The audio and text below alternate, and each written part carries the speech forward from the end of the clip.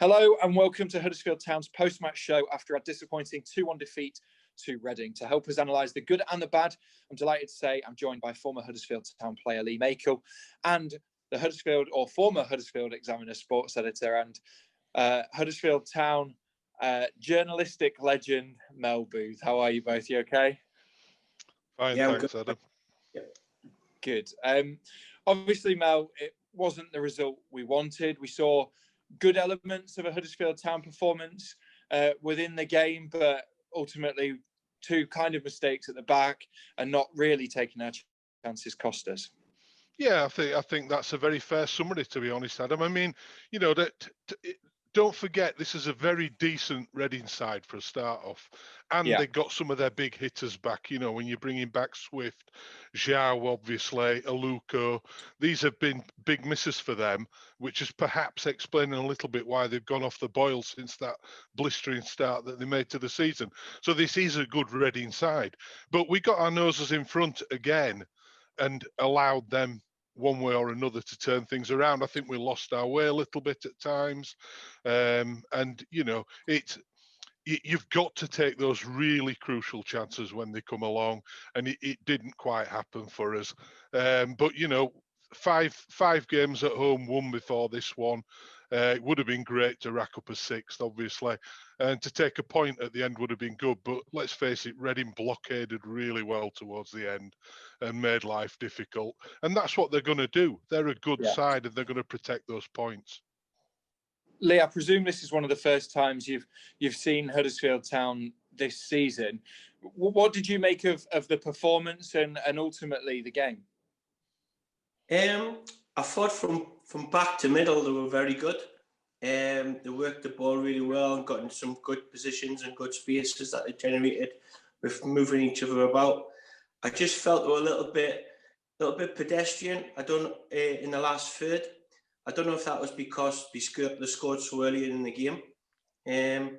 But when they did score so early in the game, and it was a great goal, a fantastic ball in and a great leap to get on the end of it. I just don't think Huddersfield actually got in them positions again during the game. Like I say, I think they were a wee bit one-paced in the final third.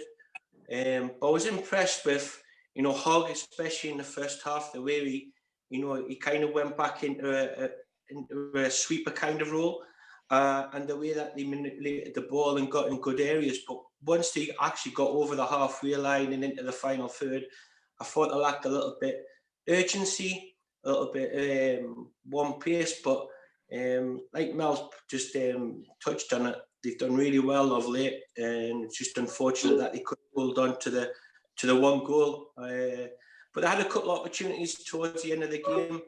A great first time pass, you know. I don't think Huddersfield did that enough to kind of stretch the game at times so the midfielders could get on the ball a little bit higher up the pitch. But all in all, I was fairly impressed with them, but they just got to, work the ball a little bit quicker and get overlaps and overloads in the wider areas. And I thought they would have had a lot more joy. But you can't give away anything away from Reading. I thought they were exceptional second half. I thought they really, really were. They know the way that they went about it. They picked up a lot of second balls. And the big boy up front, he scored two absolute peaches. Two different goals, you know, running off the shoulder behind, I think it was Edmonds Green for the first goal.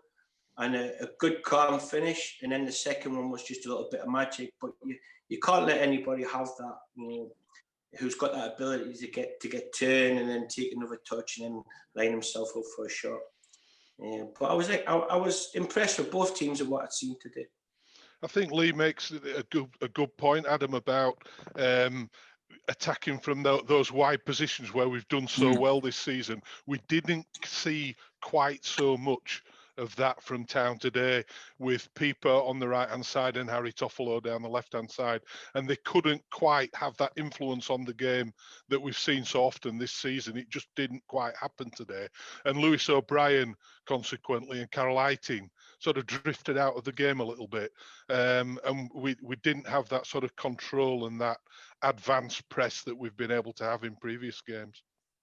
Do you think, Mel, that's because of the schedule and the amount of minutes and games players like Harry Toffolo, for example, have endured in recent times? Obviously, because of the delayed starts this season, the fixture schedule has been very rigorous, and we all know what it's like over the Christmas period as well. Do you think that just played or had an influence on those types of players?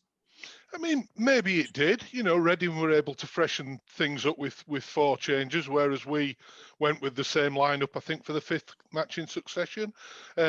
Maybe 1 or 2 are starting to get a bit leggy, etc., which is where the cup tie next week, could come in really, could be really in our favour, that we can give a few lads a break for a week and just let them recharge a little bit. But, everyone's had the same schedule. It tends to be very busy around this time of year. It's just doubled up a little bit because obviously we're trying to squash a lot of fixtures into a shorter space of time. So it's been every midweek as well.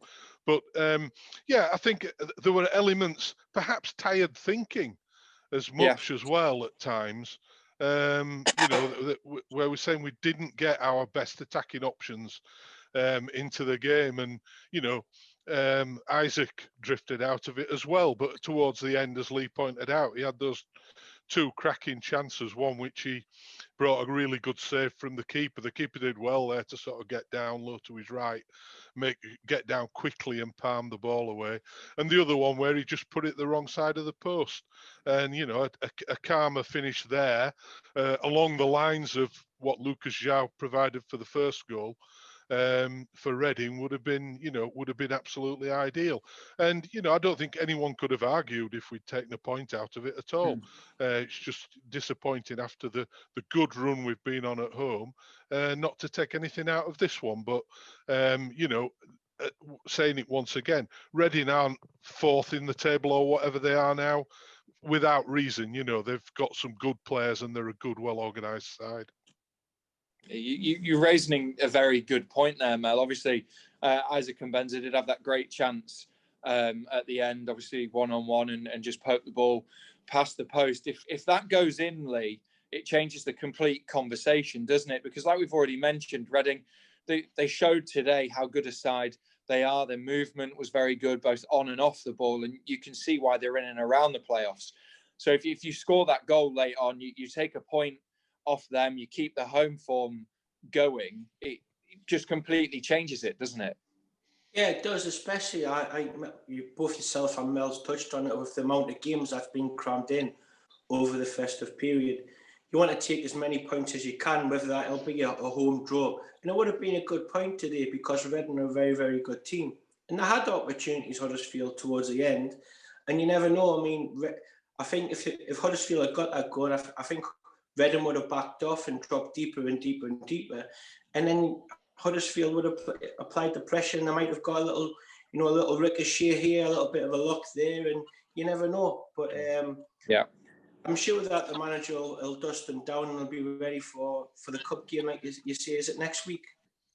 Yeah, on Saturday. We'll run through the goals now, Mel. Obviously, Huddersfield Town got the lead through Fraser Campbell, his 5th goal of the season, and Isaac Mbenza's 5th assist of the year. It was a fantastic cross, wasn't it? Yeah, it was, and Lee focused on it earlier that he got in a really good position wide on the right. I must credit the work of Janino Bacuna just before that. Absolutely, he was very strong to win the possession in the first place and then played a nice ball out there. But a cracking ball in. I mean, we've seen it from set pieces that Isaac has got that in his armoury. And he can pick out a cross, and he can pick out a free kick, and he can pick out a corner, and he's good at that. And with the ball at his feet there, he put in a superb ball, and Fraser did really well. I mean, he wasn't going to miss out on that. It was a super cross, really inviting, and he's all over the defender, really. He's got got his shoulder in front of him, really, and powered it in. And it was a really good finish. And, it was just a springboard that we needed, really. And it was a shame that we weren't able to sort of go along and build on it. Reading sort of eased their way back into it a little bit. As Lee said, we were perhaps a little bit pedestrian in our thinking at times, and moving the ball not quite as quickly as we might have done. Whether that was partly by design from Carlos, I'm not sure just exactly what his game plan was, but we did lose our way a little bit after that, and it took a fantastic save from Ryan immediately before the break, basically to keep us in front at half time. That was a fantastic save, it really was. He's been pulling off some magnificent saves, hasn't he, recently? Yeah, he is. He's been very impressive, actually, and he looks really controlled. I mean, there was obviously a little bit of a mix-up between him and Romani Ebens-Green for the goal. Just from a long punt downfield. I made a note in the first half, sort of after about 25 minutes, long ball. Just be alive to the long ball, because that's really all that Reading at that stage were offering. And Rams just sort of hesitated a little bit whether he expected Ryan coming for the ball. I'm not sure, but as Lee said, Zhao was just strong, and once he got the opportunity and he was wrong side, what a lovely finish into the corner, and just disappointing so early in the second half. I mean, personally, I thought there was a real turning point after that with the penalty shout from Hoggy. I mean, when I first saw it, I thought that was a penalty. I really did, and obviously we don't get it. We don't get the opportunity to go back in front, and a few minutes later, Reading are at the other end and take the lead themselves. So I personally thought that was quite a big turning point. And at first glance, I thought penalty. Yeah, what did you make of that, Lee? Because we saw a replay in the stadium, and it seemed to hit an outstretched arm. I'm not sure what the referee's view was and how clearly he or the linesman could see it, but for us in the press box, it certainly did look like a penalty. Yeah, I mean, it was unfortunate that he didn't get a penalty, but I mean, I've been watching a lot of football the last few days, and there's been penalties given and penalties not given for exactly the same thing. It just depends on the referee, whether he's got a clear sight of it. But it was I thought it was a good shout for a penalty anyway.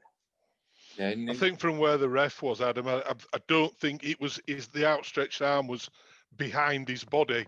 From where the ref was, I don't think he could see it. He probably just thought that he was tucking his arms in, but it did look like it hit an outstretched arm to me for sure. Yeah, it was but I couldn't see as well of all the players in his way. But it was harsh on Huddersfield, and it would have got them back in front. So turning point of the game. And just touching upon the equaliser, Lee, Mel's discussed it whether Rams was expecting Ryan to come. Do you think in that moment, do you think Ryan should have come? Do you think Rams should have been stronger and done a little bit better? What do you think in that scenario? I just think watching the game, the left centre-half McIntyre, he was playing a lot of them balls down the channel side because the two full-backs of Huddersfield were more often not in advanced areas. So that's the areas that Reading were looking to hit.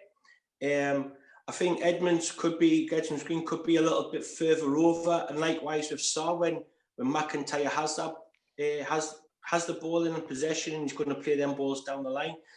And if they were shuffled over just 1 or 2 yards, Edmonds-Green could have got there a little bit quicker. But I don't think the goalkeeper did anything wrong, to tell you the truth. It was a fantastic ball. He just used his strength, and it was a calm finish. I just think just before the ball was played, I do think the two centre-halves should have been over a little bit further. And then if the other full-back, the left full-back, tough luck, if he could have been tucked round as well, then you would have had ample cover. I just think that the position of the two centre-halves weren't in the right position to nullify that ball down the side by McIntyre. Yeah, I think Lee's made a good point there, Adam. And I think one thing I can guarantee you is the next time that happens to Romani Ebens-Green, he will not be letting anyone get in front of him. That ball will be either in Rose's head or it'll be cleared up the field. He'll not make that mistake again. Yeah, he'll certainly learn from it. And then, obviously, Reading's winner he just had a little bit too much space, didn't he, Mel? Albeit a good finish. Yeah, indeed. I mean, it's a nice little flick inside to sort of buy himself a yard, but to then take a touch before the shot, you know, somebody should be closing that down. It was a fantastic finish, by the way. I don't think there was a great deal that Ryan could have done. It would have been a miracle save if he managed to keep that out. But it was a fearsome finish from just on the edge of the D. But he was allowed just to turn into a bit too much space inside, and it was just a little bit too easy. But a fantastic finish. You can't take that away from him. I think what happened there as well, when the ball did get initially played into him, they had a runner. Reading had a runner on the outside, and I think Pippa was in in no man's land, whether to go towards Jar or whether to go with the runner. If he had done one or other, I think the other centre half would have stepped out as well, or even Pippa could have got the centre into Jar and forced him backwards, and just let the runner, who was, I think it was O'Brien or the other midfielder, just to track him, and then they could deal with the cross that was coming into the box. But you kind of give him time and space like that to get turning and get another touch and then get his shot off. You've got to be nice and tight and force him away from the goal. Yeah, because ultimately it was just those two real kind of lapses in coordination that cost us. I mean, Mel Carlos said post-match, he said we didn't defend the result as well as we have done in previous games today. It's a fair reflection, isn't it? I mean, the last few home games in particular, we've got the first, we've managed to get the second, and then we've kind of kept hold of that result. When we seem to score the first one and not get a second immediately after or soon after, that's almost where we kind of, in past experiences, have been losing the control of the game a little bit. Yeah, I think that's very fair, and I think it happened. It happened today. You know, it was costly going behind because it cost us our momentum and our shape at times as well. You know, we didn't seem to have the options looking forward. I know Reading were well drilled and they were getting men behind the ball, but we didn't seem to have the options that we've had in previous games to relieve pressure, not just to create chances, but to actually just take control of the game and relieve that pressure by being further up the pitch. And it didn't really seem to happen today. Having said that, obviously with two great chances in the last 10 minutes for Isaac, and you know, it's a shame he couldn't take one of those. And you know, just another personal observation, I would have had an extra attacker if we could have found a fit one from somewhere on the bench at the expense of one of the defenders. It was great to see Kieran Phillips come on. I've been itching to see this lad. I know he only got 5 minutes, but I think he's one who could end up, you know, being a very useful asset for us. And it was good to see Kieran finally make a bow at championship level. But it would have been good also to have maybe another extra attacking option there for me. Let's touch upon Kieran a little bit. Like you said, Mel, he's performed very well in the B team. He's an exciting talent that we've got at the club. Obviously, we only saw him for all of 5 minutes today, but he's got an exciting future, and just to get him out on the pitch, make his debut in the first team is an exciting sign. Yeah, it'll do him a world of good, I'm sure, because he's been on the fringe of it. Obviously, he's a lad who, when he was at Goodison, he had his injury problems, missed a long time out of the game, and he's worked his way back. He's worked very hard. He's come back to the club. From, you know, where he was he under 13, under 14 when he went over to Goodison Park, and he's come back to the club, and he's clearly keen to make the most of the opportunity. I thought at the end of last season in the sort of B team games that we were playing, he was showing up really well. He was scoring goals for fun, wasn't he, earlier this season at that level? Absolutely, yeah. And you know, the lad clearly knows where the back of the net is, and I'm sure that his opportunity will come. A little bit like Josh Karoma. Josh had to be patient, waiting for his chance, and then he was really starting to show us what he could do when he's got injured. Kieran, now there's maybe an opportunity for him there, or Kian Harrott, you know, someone to step in there, maybe the new lad Grant, to step in there and show what they can do, and maybe get a bit of an extended opportunity in the second half of the season. But Kieran Phillips, I'm really pleased that he's had a small taste of it today, and I'm sure it'll herald better days for him in the future. Yeah, absolutely. And Lee, just finally with you, obviously, like we said, there's a week's break now until the Emirates FA Cup game against Plymouth Argyle. That week could be valuable, couldn't it? Especially for, like we said, because the hectic schedule that we've had over the last 2 months or so, just to give some players a rest in particular. Yeah, I mean, they'll get a full weeks now where they can prepare properly, you know, and rest one or two bodies, important bodies for the manager sees fit for the rest of the season. But you still want to go and win the tie as well, so you'll put out a strong team. But I'm sure everybody will still be wanting to play. It doesn't matter what game it is, when it is, you still want to play. But they've got a big squad nowadays, so he needs to neutralise that really well, and I'm sure he will do. Yeah, absolutely. Lee, Mel, thank you very much for joining us and going through what was a disappointing defeat. Town fans, thank you for watching.